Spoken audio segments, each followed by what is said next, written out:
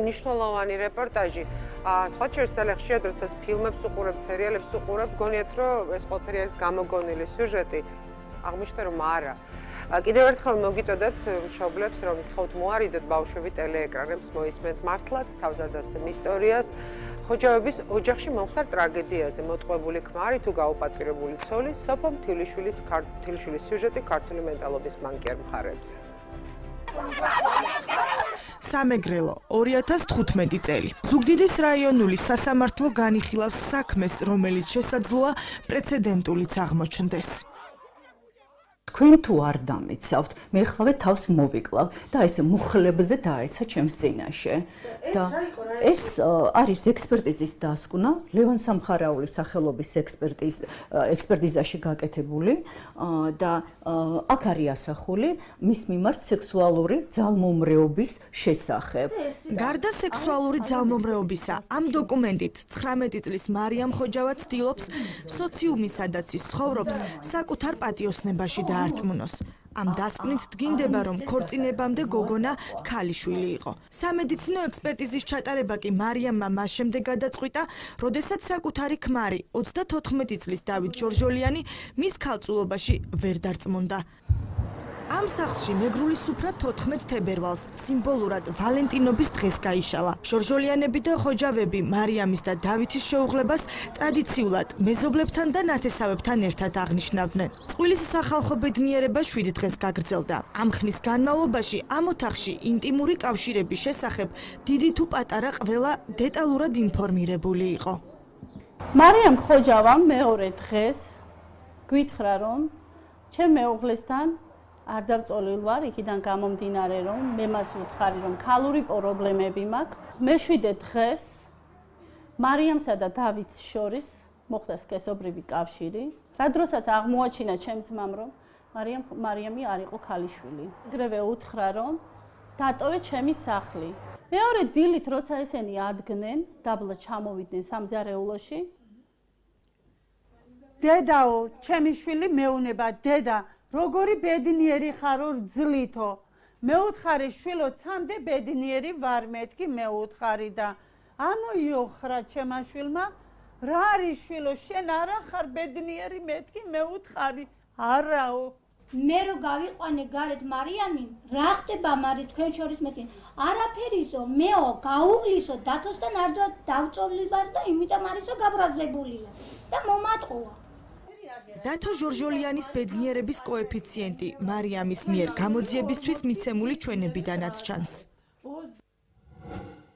სალფეტკით ვაჩვენე მცირეოდენი მოვარდისფრო სითხე. ეგ ციკლი რომ გქონდა მაგის იქნებაო მითხრა, ქალიშვილი არ ხარო. მეძახდა, მაგინებდა, ყვიროდა, ვეუბნებოდი ექსპერტიზაზე წავიდეთ თქო. ჯერ დამთანხმდა, მერე უარი მითხრა, რაც მინდა, აქაც ყველაფერს ვხედავო, მირტყამდა, მემუქრებოდა, საწოლზე მარტყმევინებდა თავს. შემდეგ ამაგდო ლოგინიდან, კუთხეში დამაყენა, თვითონ კი დაიძინა. მის დანახვაზე შიშისგან ცახცახებდი, რის გამოც მეორე დღეს უარი ვუთხარი სექსუალურ კავშირზე და ჩემზე სექსუალურად, საშინლად იძალა და ერთადერთი რაც მინდოდა თავის მოკლა იყო. ხელებს, ფეხებს მირტყამდა, დანით მემუქრებოდა მოგკლავო, ან შრამს დაგიტოვებ სახეზეო, იმის ნიშანი იქნება, რომ ხარო. თურმე სისხლის ჩანჩქერი უნდა იყოს, რომ დარწმუნდეს, რომ ქალიშვილი იყო. აი ეს ოთახი არის. ამ ოთახში ეძინათ მარიამსა და დავითს. აი ნახეთ, ჯერ კიდევ მისი ნივთები აქ არის. არც წაუღია მას. მარიამმა ბრალად დასდო ჩემ ძმას გაუკუღმართებული სქესობრივი კავშირი, ანუ გაუპატივრება. ასევე მის ერთ-ერთ ჩვენებაში ისიც კი დაწერა, რომ ჩემ ძმა ფიზიკურად იძალადა მასზე. თუ მასზე ესე იძალადა, ამ შემთხვევაში მე და მის დას გვეძინა აი ამ საძინებელ ოთახში. ვერ გავიგებდით? ფაქტი კი ერთია, რომ მარიამ ხოჯავა ზუგდიდის სამედიცინო ცენტრში 22 თებერვალს ტვინის შერყევით, ცხვირის ტრამვით, სახის მიდამოს დაჟეჟილობით და თვალის სისხლჩაქცევით შეიყვანეს. სამომტყროფოდან შემოვითვალა, რომ მამა ჩემმაო ექსპერტიზაზე წამიყვანოსო თორემ თავს მომიკლავო. ეს ბატონი ვეფხია ხოჯავა, მარიამის მამა, რომელსაც ყოფილი სიძის ოჯახი შვილის ცემაში ადანაშაულებს.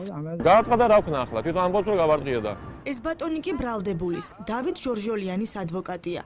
მისი დაცვის ქვეშ მყოფი ციხეში მან რამდენჯერმე მოინახულა. მისი ინფორმაციით, ოჯახისგან განსხვავებით დავითი აღიარებს, რომ მარიამს ფიზიკურად გაუსწორდა. თუმცა უფლებადამცველს უჭირს ამაში სისხლის სამართლის დანაშაული დაინახოს. აღელვების ნიადაგზე გავარტყიოდა, აღელვების ნიადაგზე როგორც ბრალდებული ხსნის, ეს არ არის სისხლის სამართლის დანაშაული. აღელვების ნიადაგზე 1-2 გალაწუნება. იმიტომ რომ კანონით ეს არ არის დასჯადი, 1-2 გალაწუნება. იმიტომ რომ 1-2 გალაწუნება კანონით დასჯადი იყოს, მაშინ 95% ციხეში იქნება მომწყვდეული. შეიძლება ჩქარა. მარიამთან ზუგდიდის რაიონში, სოფელ კოქში ჩავედით. ეზოში დედა დაგხვდა, რომელიც სასწრაფო სამედიცინო ბრიგადას იძახებდა. თქვენი დახმარება კიდევ შველის იმას გამოიყვანს. გითხრა, რომ მას შემდეგ, რაც მარიამის საავადმყოფოდან გამოწერეს, სასწრაფოს გამოძახება თვეში რამდენჯერმე უწევს. ჩვენი იქ ყოფნის დროს მისი ამგვარი მდგომარეობა 20 წუთს გაგრძელდა.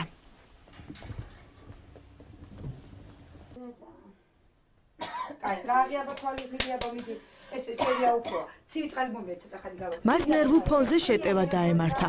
4 თვეა ის სახლიდან გარეთ არ გამოდის. ცხოვრობს ფსიქოლოგიური და მორალური სტრესის ფონზე. ხოჯავებმა იციან, რომ გოგონას ფსიქოლოგთან კონსულტაციები და გამოკვლევები სჭირდება, მაგრამ ვიდრე თხილს არ გაყიდიან, ჯერჯერობით მას დედაქალაქში ვერ ჩაიყვანენ. ხოჯავების მთავარი საზრუნავი ახლა შვილის და ოჯახის ღირსების დაცვა. ეს ღირსება კი იმ ექსპერტიზის დასკვნაზე გადის, რომელიც საქმეს 27 თებერვალს დაერთო. ექსპერტიზაზე წავიყვანეთ. ექსპერტიზა გაყალბებული არისო. დაამტკიცონ, რომ გაყალბებულია ეს ექსპერტიზა. თვალებს ამოუთხრი მაგ მხეცებს, არა ადამიანები. პირდაპირ ჩვენ ვაცხადებთ, რომ ექსპერტიზა გაყალბებულია. დასკვნაში მითითებულია, რომ საკალწულო აპკის დარღვევის პერიოდი სრულად ემთხვევა გოგონას მიერ მითითებულ თარიღს. გარმეორებითი ექსპერტიზა მარტის თვით თარიღდება, რომელიც გამოძიებამ ჩაატარა.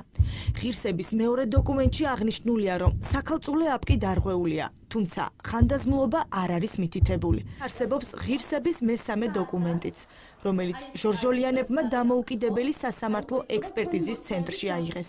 აქ მარიამის ქალწულობა კვლავაც ეჭქვეშ დგება. ტრადიცია ლათინური სიტყვაა და თაობიდან თაობაზე გადაცემულ ადათებს, წესებს, ყოფაქცევის ნორმებს გულისხმობს. ამ მოედანზე მოთამაშე მამაკაცებს შორის ასაკობრივი სხვაობა არც თუ ისე დიდია.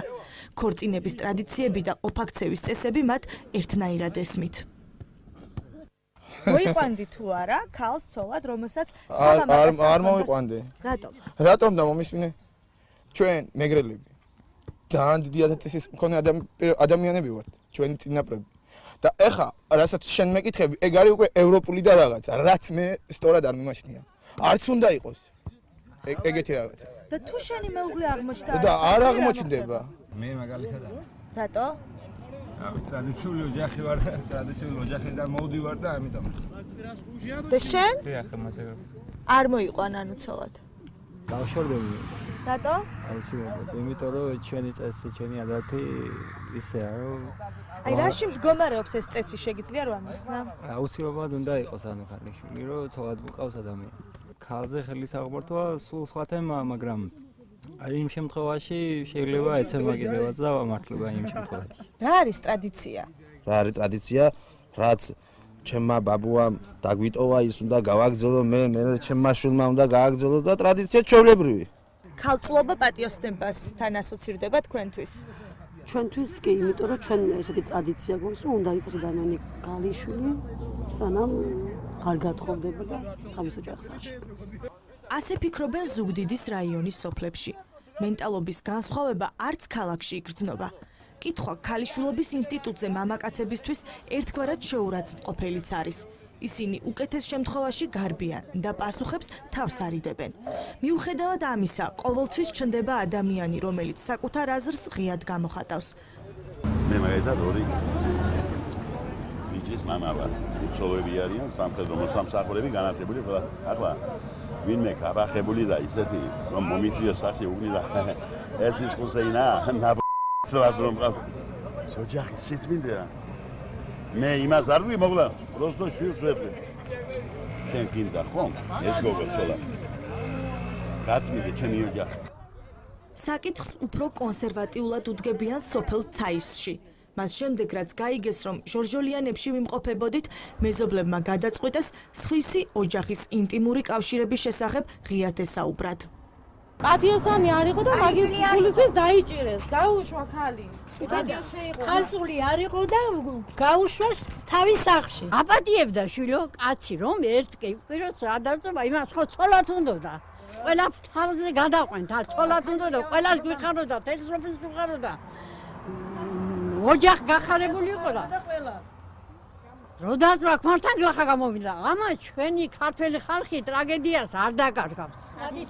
ტრადიციას არ დაკარგავს და. პატარკის და თვითონ თითით გაიწვია დედამისმა რა ჭირს წუხელ კიდე არ დაწოლიანო მე-7 დღე კიო დაწმენო აბა რატო არისო ჩემი შვილი განაწყნებული ქალიშვილი არ იყოო ვითომ და ამას ამბობს იცოდა ამბობს ქალიშვილი რო არ იყო იმიღამ გაუშვით მეგრელების წესი ასეთია თუ ქალიშვილი არ არის ბიჭი არ ღებულო გამას და რა ვქნათ საზოგადოების განწყობა ოჯახის პატიოსნებისა და ღირსების განსაზღვრაში სამეგრელოშიც დიდ როლს თამაშობს პოლიციელებმა უთხრეს ასევე ჩემ ძმას რომ მაგარი კაცი ყოფილხარ შენ რომ ესე გაუშვი ეს ადამიანი ჩვენ ალბათ შენს ადგილას მოვკლავდითო სწორედ ასეთი დამოკიდებულების გამო ჟორჟოლიანები და ხოჯავები თავდაუზოგავად იბრძვიან ოჯახების ღირსების შელახვისთვის პასუხისმგებლობა ერთმანეთს დააკისრონ ფულის შემოგთავაზეს ოღონდ საქმე გამოგვეტანა რაზე უნდა აგვეღო ფული თუ გოგო არ იყო რატომ